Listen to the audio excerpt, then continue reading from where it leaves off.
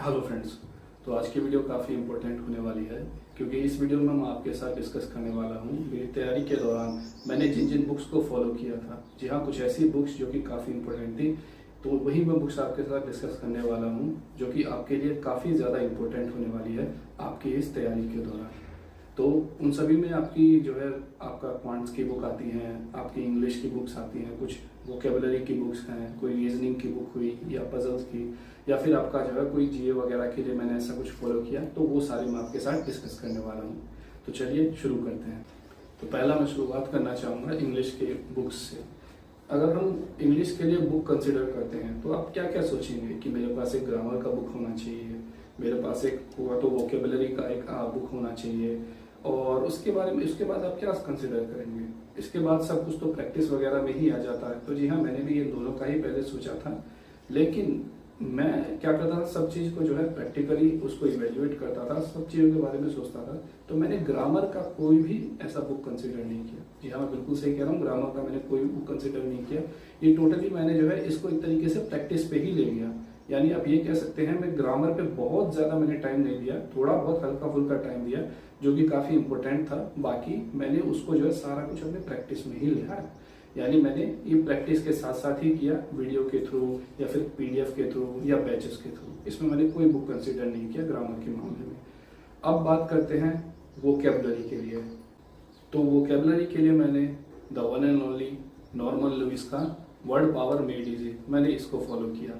जी हाँ, ये बुक काफ़ी ज़्यादा फेमस बुक है और वोकेबलरी के मामले में, और आपके टीचर या फैकल्टी जो भी आपको पढ़ाते हैं वोकेबलरी कहीं से भी, वो सारा इसी में से लिया गया है। इसको मैंने स्टार्टिंग से लेके लास्ट तक, अगर आप इसका हर एक पेज देखें तो मैंने हर एक पेज पे, ये देखिए, स्टार्टिंग से लेके लास्ट तक मैंने इसको जो है इसको पूरा किया था। और ये एक बार नहीं, मैंने इसको दो बारी, पहला तो मैंने इसको पूरा पढ़ा अच्छे से, सारे वर्ड याद किए, दूसरी बारी मैंने इसको जो है पूरा रिवाइज किया। यानी मैंने दो बार इसको किया, ना ज़्यादा ना कम, क्योंकि उतना टाइम भी नहीं कि हम पूरा वोकेबलरी में ही करते जाएं। तो वर्ड पावर मेड इजी मैंने वोकेबलरी के लिए फॉलो किया नॉर्मन लुइस का। आप भी देख सकते हैं, बहुत ही अच्छा और बहुत ही बेस्ट बुक है वोकेबलरी के मामले में। वैसे तो दोस्तों मेरा इंग्लिश स्टार्टिंग से थोड़ा सा जो है अच्छा था इन कंपैरिजन टू रीजनिंग या क्वांट्स के मामले में अगर देखा जाए तो, बट समय के साथ साथ पता नहीं कैसे मेरा क्वांट्स और रीजनिंग इंग्लिश के कंपैरिजन में ज़्यादा जो है फेवरेट होता गया। तो मैं आपके साथ अब बताने वाला हूँ कि क्वांट्स के लिए मैंने कौन सा बुक फॉलो किया था। और क्वांट्स के लिए दोस्तों मैंने फॉलो किया ये हमारा क्वांटम कैट का ये वाला बुक। काफ़ी आप लोग में से सोच रहे होंगे ये कैट लेवल का आपका इसका कंटेंट होगा। तो देखिए, सिंपल सी बात है, अगर आप नहीं पढ़ेंगे तो आपको इजी सॉल्व करना नहीं आएगा। अगर आप पढ़ के ही इजी आप जा रहे हैं तो पेपर में अगर थोड़ा सा भी आपका मीडियम या हार्ड लेवल का आ गया तो आप वहाँ पे जो है कांपने लग जाएंगे। तो सिंपल सा बात ये है कि इसका कंटेंट उतना भी हार्ड नहीं है। मैं इसमें इसकी खास बात ये है कि आपको प्री से लेके मेंस तक का इसमें आपका सफर होगा। यानी आपका पूरा ही आप कवर कर पाएंगे इस बुक के थ्रू। यही इस बुक का खास बात है, क्योंकि मैंने भी ये किसी के सजेशन से ही लिया था, क्योंकि एकदम से हम किसी बुक के बारे में बगैर जाने परचेज नहीं कर सकते। तो ये बुक सबसे बेस्ट है अगर आप क्वांट्स के लिए आप कोई बुक देख रहे हैं। और आप कोशिश कीजिएगा कि मिस्टर सर्वेश के वर्मा जी का ये ऑथर हैं, इनका प्रेफर कीजिएगा, क्योंकि एक और ऑथर का बुक आता है क्वांटम कैट में क्वांट्स का, तो आप इनका प्रेफर कीजिएगा। तो ये बुक मेरे लिए क्वांट्स का सबसे मिरेकल साबित हुआ। इसकी प्रैक्टिस मेरे लिए एकदम एक तरीके से, इसने सिर्फ इस बुक की वजह से मेरा क्वांट्स जो है बहुत फेवरेट सब्जेक्ट हो गया और काफ़ी अच्छे अटेम्प्ट्स मेरे जो है क्वांट्स में होने लगे, क्योंकि इसका जो है कंटेंट ही ऐसा है। तो आप क्वांट्स के लिए इसको फॉलो कर सकते हैं। तो अब आते हैं दोस्तों रीजनिंग की तरफ या पजल के लिए ऐसा कोई बुक। तो क्लियर सी बात है, वैसे तो काफ़ी लोगों के सजेशन थे, बट रीजनिंग में या पजल्स के लिए मैंने कोई भी बुक ऐसा फॉलो नहीं किया था।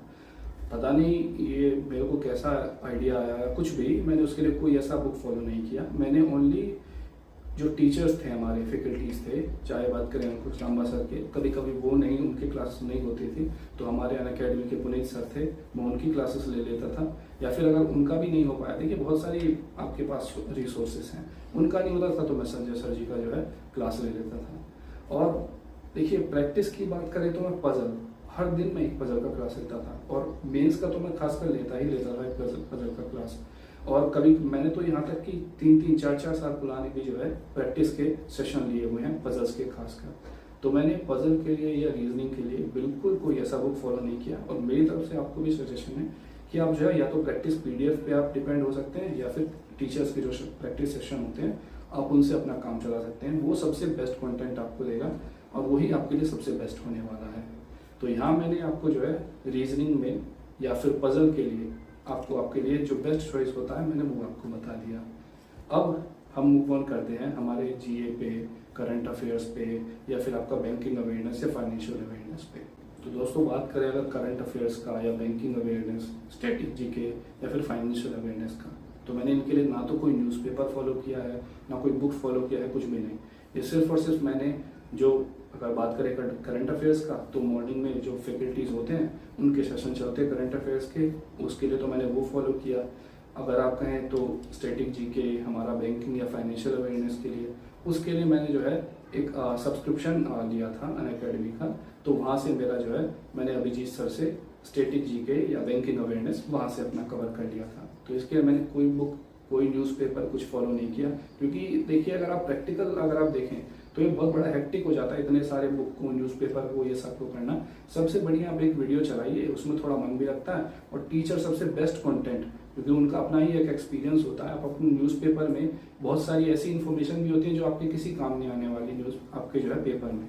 तो टीचर से, आप एक फैकल्टी से आप वो जो है सेशन ले सकते हैं, आपका चाहे करंट अफेयर्स का हो या फिर आपका जो है बैंकिंग अवेयरनेस का, फाइनेंशियल अवेयरनेस का। तो मैंने उसी को फॉलो किया, मैंने कोई बुक, कोई न्यूज़पेपर शुरू से मैंने कुछ भी फॉलो नहीं किया।